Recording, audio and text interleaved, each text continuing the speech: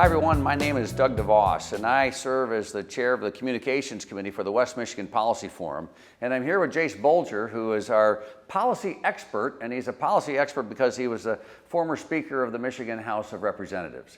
And so Jase has a great wealth of knowledge of all things policy and how policy impacts our state and the people in our state. And so we want to have conversations that we hope are helpful for you as you think through these things, the laws, the law of the land, the rules we all have to follow, and how they help us live a better life, a more prosperous life, or how they may hold us back from some of that. So Jase, it's going to be fun to talk about things. I look forward to it. Yeah, it'll be great. You presided over a period of time when Michigan was in a tough place, but transitioned into a good place. What were some of the big idea policy things that were important for you at that time? Well, I think you have to start with, to be pro-jobs, you can't be anti-employer. And so as you're looking at policy, you have to ask yourself, does this help somebody create jobs? Does this help Michigan attract employers so that Michigan workers can have better careers and better opportunities?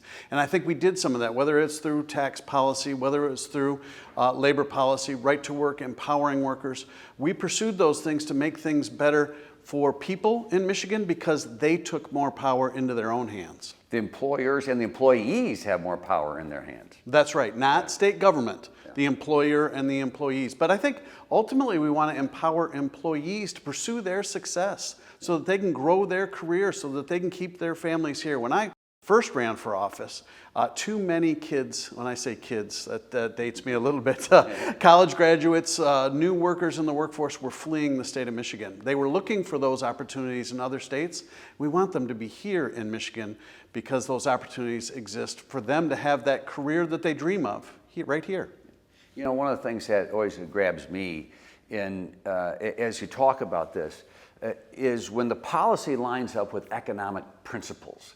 With the principles of supply and demand, when you just let the marketplace work, the idea of a free market, when you let the marketplace work. And I remember some of the years before you got there that there was a lot of direction by the government about, we like this industry, so they're going to get one set of rules. We like this class of workers, so they're going to get another set of rules. We like this sort of strategy in a business, so they're going to get a set of rules. Or we want these people to make sure that they have a wage that's higher than this group of people. How do those things happen? It drives me crazy. It drove me crazy in business because we have to comply with all these rules and we have to follow the law, which of course we want to do.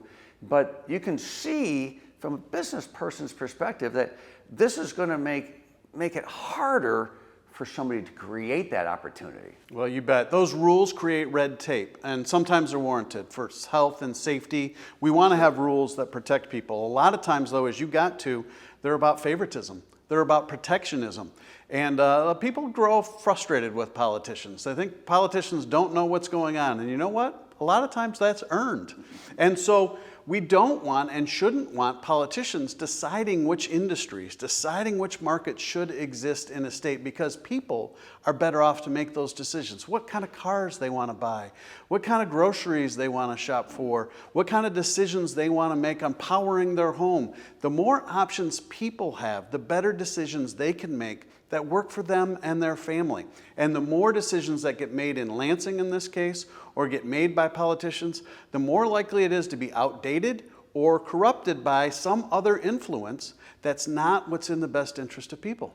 That's always the tough thing to see, you know, and when you talk about those connections, it becomes important who these people are. And while we're not a political organization at the Policy Forum, we talk about policy, but you can't forget that it's the politicians who get elected who make the law and create the policy. So this connection that we always try to talk about, I think, is really important, because you want to make sure that the person who's going to make that law or vote for that law or be part of that process understands the implication of that law, and does it create opportunity and a better quality of life, or does it make that harder? Well, policy matters, and we're here talking about policy because it matters.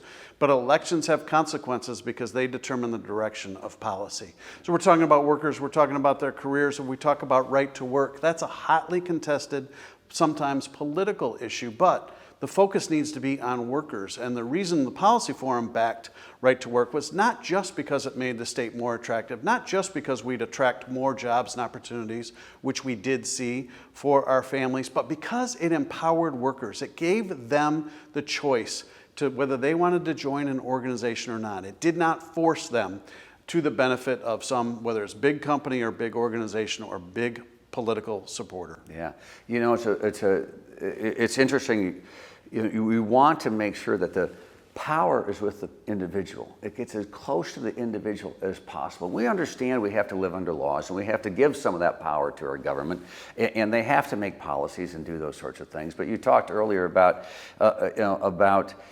how opportunity is created or not, and I think at the Policy Forum we started right at the end of the Granholm administration. And Michigan was in a hurting spot at that time. And we kind of came of age as a policy forum with the Snyder administration. And Michigan had a great, incredible rebound. And in recent years, we've had another kind of setback as Michigan. And so the atmosphere in Lansing and the direction that they take, whether it's top down, where they have a paradigm of power of saying we're smart and we're going to do something, or it's the other way where it's an empowerment, where you go to citizens and you empower citizens to be able to make more choices and create an environment with that thinking. Well, that's right. People vote at the ballot box, but they also vote with their feet. And when you talk about those ups and downs, you can look at the state's population, and it was falling, and then it climbed under a different direction, and unfortunately now it's falling again. So we come back to policy matters. Policy matters. It impacts our life. And I think when we're talking about these issues with people, that's the biggest thing we want to get across. These are not just theoretical things that happen in Lansing or some other mystical place. This is real action that a policy or a law impacts your life, your future, your family, and the time and attention to think about these things is something that it's hard, it's difficult, it's challenging, and I get it. You can't be a policy expert at all the things impacting our life, so we have to entrust it to elected leaders to do that work for us. But we need to be informed, at least in the voting process, don't we? When I was in office, I always enjoyed when the elementary kids would come visit the Capitol. And as I'd talk to them, I would really stress that we are a system of we the people. But it's we the people who show up. The decisions will be made, but they'll be made by the people who let their voice be heard. Letting their voice be heard and being knowledgeable about the votes that they take. Well, that's a great segment or way for us to kind of wrap this segment. Thanks for the conversation. Hope it's helpful for you, and we'll look forward to talking to you soon.